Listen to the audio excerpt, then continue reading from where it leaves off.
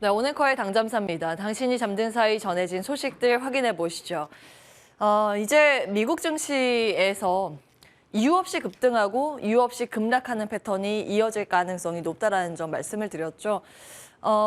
사실은 뭐 간밤 급등에 대한 사유는 여러 가지 붙일 수 있습니다만 최근 들어서 의미 있는 흐름을 딱 보시면 나스닥 지수의 200주선, 뭐 지난주에도 말씀을 드렸는데 200주선 터치하면 급등하고 그 다음날 급락하고 또 터치하면 급등하고 이게 한 4, 5거래 연속 반복이 되고 있습니다. 거기에 따라서 급등을 할 때는 급등 사유를 찾고 급락할 때는 이것저것 갖다 붙이는 패턴이라고 본질적으로 이해를 하시면 되겠습니다. 자, 간밤 미증시는 영국 덕분에 올랐다. 일단 한 줄 평은 이렇게 할 수 있습니다. 어제 말씀드린 그 패턴 안에서 이제 움직이는 모습이었고요. 잠시 후에 따로 돼서 자세히 보도록 하겠습니다. 그리고 한 가지 뉴욕 제조업 지수 영향도 일부 있었습니다. 아주 살짝 있었다라고 정리를 해드릴 수 있을 것 같습니다. 뉴욕 제조업 지수가 석 달째 마이너스, 그리고 이제 경기 기대 지수도 마이너스로 추락해서 이제는 내년에 미국 경기 침체 가는 건 거의 뭐 기정사실화되는 분위기입니다. 경기 이렇게 안 좋은데 연준 강하게 긴축할 수 있겠어? 라는 논리로 시장이 상승했다라는 패턴을 하나 첨언을 해드릴 수 있겠고요. 사실은 요거는 뭐 한 5% 정도의 힘, 거의 95%는 영국의 힘이었다고 정리가 가능합니다. 진정한 피봇이다, 요걸 알려줬습니다. 피봇이라면 지난번에 이제 말씀을 드린 것처럼 농구나 테니스에서 쓰는 거죠. 정책 선회라는 부분인데요. 제대로 선회하기로 이야기를 했습니다. 헌트 신임 재무장관이 트러스 감세안 폐기한다. 요 내용을 공식 기자회견에서 발표를 한 거죠. 사실 이제 어제 말씀드린 내용과 거의 이제 똑같습니다. 왜냐하면 주말 사이에 이미 신임 장관이 인터뷰를 굉장히 많이 했거든요. 거기에서 이미 했던 이야기인데 어제 우리 시장으로 한 중반 정도 때 기자회견을 공식적으로 가졌고 기자회견 들어가기 바로 직전에 성명서를 언론에 쫙 배포했습니다. 그 내용을 보니까 예상했던 것보다 더 파격적이었구나라는 정도를 이제 확인시켜주는 내용이었습니다. 자, 트러스노믹스를 사실상 이제 폐기하는 쪽으로 가닥이 맞춰지고 있습니다. 어제 이제 말씀드린 화면 그대로 가지고 왔는데요. 쿼탱 재무장관 전격 경질 이후에 신임 헌트 총리, 헌트 장관이죠. 거의 이제 뭐 지금 영국에서 총리격이라고 많이 표현이 돼서 제가 이제 실수를 했습니다. 이 장관이라는 인물이 소득세 인하 철회를 하겠다라고 이제 공식 발표를 한 건데요. 철회의 수준이 몇 개 빼고 다 철회하는 수준, 거의 뭐 90% 다 없던 일로 하겠다. 이제 피봇을 이야기를 한 거죠. 그러면서 금리가 빠르게 안정된 흐름을 보였습니다.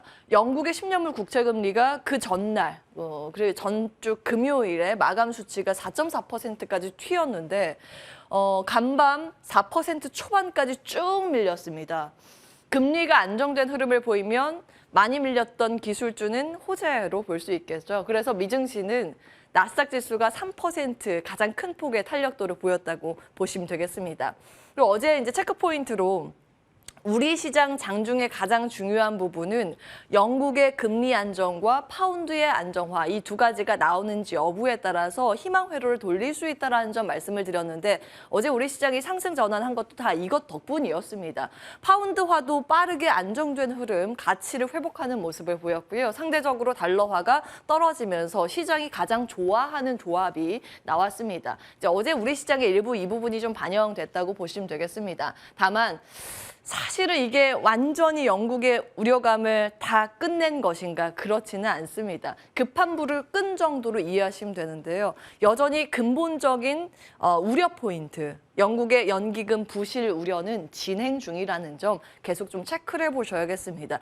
다음에 이제 영국에서 뭔가 이슈 불확실성이 나온다고 하면 트러스 총리가 입을 열거나 트러스 총리가 뭐 정책 노이즈를 만든다라던가 연기금 쪽에서 돈이 없어서 지금 힘들어한다던가 이런 것이 될 겁니다. 일단 그 전까지는 단기적으로 시장의 모멘텀 정도는 확보했다. 이렇게 정리를 해보겠습니다. 자, 미증시 내에서 세부적인 움직임 정리를 해보겠습니다. 이제 공식이죠. 금리가 떨어지면 많이 밀렸던 기술주의 상승, 그 패턴이 딱 나왔는데요. 거의 이제 고점 대비 70~80% 떨어졌던, 이제 무너졌었던 그런 종목 위주의 상승 탄력도가 가파르게 나타났습니다. 테마로 봤을 때는 메타버스 테마, 클라우드 테마의 눈부신 상승세 눈에 띄었고요. 로블록스 같은 경우에는 9월 이용자가 23% 증가했다, 이런 수치를 발표하면서 탄력적인 흐름을 보였습니다. 20% 급등을 하긴 했는데 고점 대비해서 살짝 오른 정도입니다.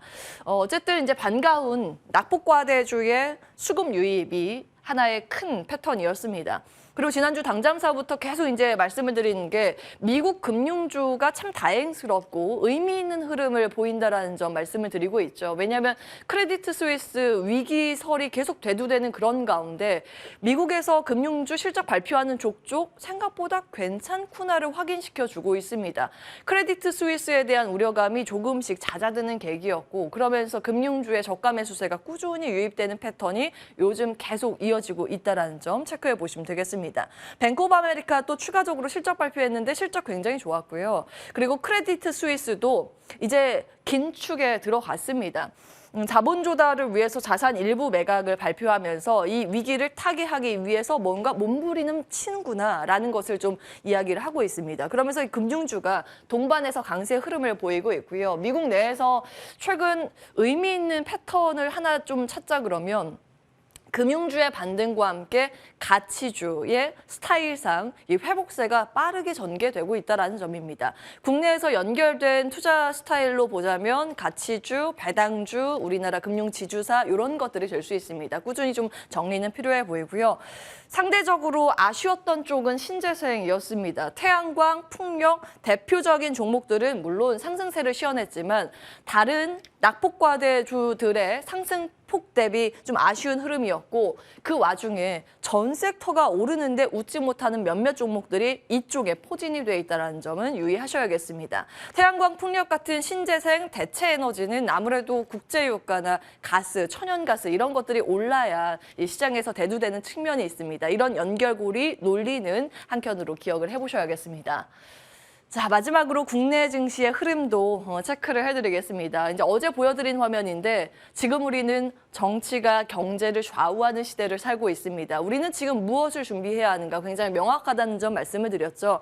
경기 침체를 지나서 회복기는 분명히 옵니다. 그것이 시간적으로 지금 지연되고 있는 것도 사실이지만 그 회복기가 오기 전까지 공부를 해놓아야 하는 것, 새로운 기술 산업의 태동, 어디에서 이루어지는가, 이것을 좀 정리해 보시는 작업이 지금부터 필요합니다.